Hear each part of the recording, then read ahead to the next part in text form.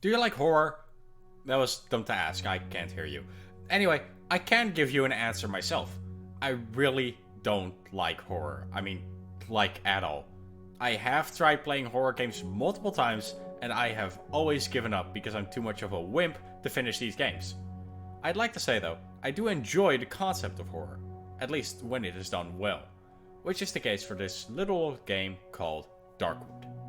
Now, like I do every time I talk about these games, I'll say that Darkwood is pretty old.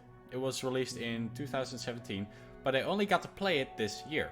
In fact, it was so recent that it was actually the very first game I streamed, and I expected to drop it after having played for a while. But guess what? I finished it, and I freaking loved it. Why did I expect to not finish the game? Well, if you look at some gameplay of Darkwood, then I'll be honest, it looks kinda boring. But that's just because the sole focus of Darkwood is its atmosphere. Believe me when I say that 10 minutes sitting still inside a dark room feels like an hour. It's unbelievable how it manages to reel you in so quickly. By the way, let's talk about that, shall we? The first thing you'll notice when you start playing, and even when looking at the footage, it is clear that Darkwood has quite a unique camera view, because it's completely top down.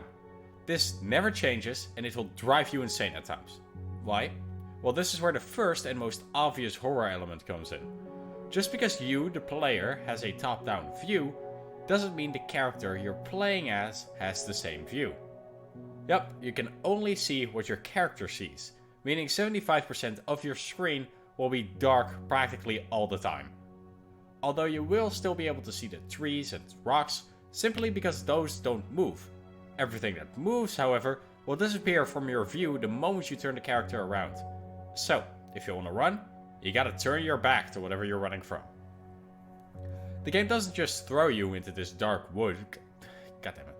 No, the game does give you a small tutorial where you are taught how to use and craft items. And that's it. The game does not tell you how to survive, like, at all. It doesn't just leave you alone, because the character you play as is also, you guessed it, a character. Meaning he'll talk to himself.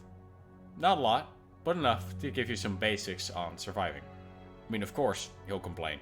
It's his freaking life on the line. Nobody really gives you a goal though, except for one thing you need to find. A key that the doctor you play as in the tutorial stole from you. Where he is though, no clue. No really, even I wouldn't be able to tell you the exact location on the map, because in a genius move by the devs, the map is freaking randomized each time. Meaning everyone's journey through the woods will be slightly different. You gotta fill in that map in your own way. Meaning, you gotta explore and find landmarks, supplies, fuel, and other things. Along the way, you'll find the things you need to survive, which does not entail gathering food or water. That's not something you need due to the immaculate lore this game has. Upgrading your base and your weapons is what you need to do during the day. Weapons especially, because the only way you can die is by the monsters that roam the woods at night. And there are a lot of weapons too. The wooden plank, an axe, a freaking rifle, and you'll need to get at least one to survive. Having a good defendable base also helps a lot. Limiting the entrances where these monsters can get in from is crucial, and getting overwhelmed is a good way to die quickly, so don't do that. You can move practically all of your furniture around to help block entrances and all that, and after you're ready and have made goddamn sure that generator is filled up, it is time for the night. The night can be all sorts of things. Just some dogs, or maybe some paranormal bullshit. You just don't really know until it happens.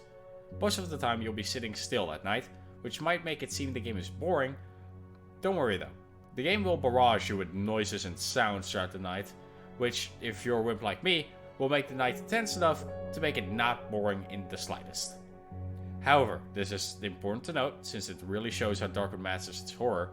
Taking the night to its basics, it is literally just a gauntlet of monsters coming at you within random time frames.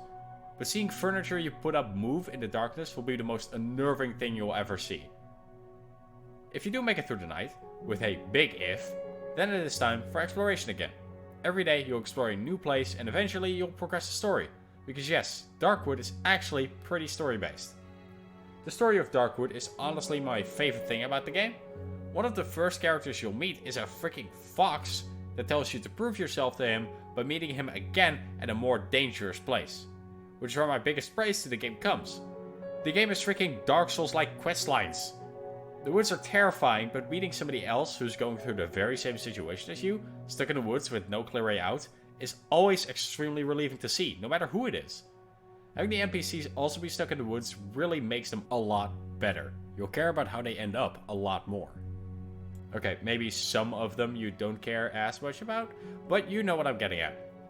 Darkwood will always have something new around the corner for you, whether it's a new way of scaring you or a curious discovery. It will be interesting every time.